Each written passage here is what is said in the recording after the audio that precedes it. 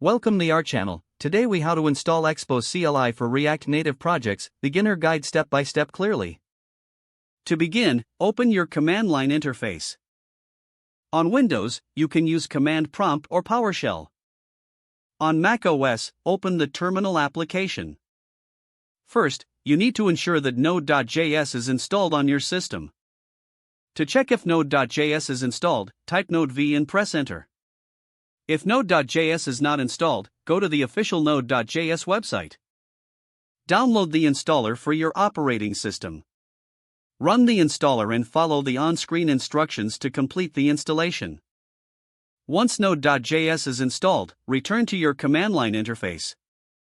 Next, you will install Expo CLI globally. Type npm install global Expo CLI and press Enter. This command will download and install Expo CLI. Wait for the installation to complete. After installation, you can verify the installation by typing Expo version and pressing Enter. This should display the version of Expo CLI you just installed. Now that Expo CLI is set up, you're ready to create your first React Native project.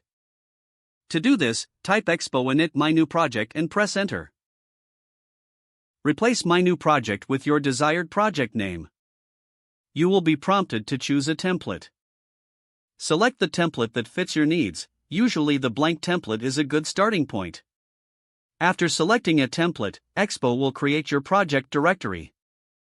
Once the project setup is complete, navigate into your project folder. Use the command cd my new project, replacing my new project with your actual project name. To start the development server, type Expo start and press Enter. A new tab will open in your web browser displaying the Expo developer tools. Now you can scan the QR code with the Expo Go app on your mobile device.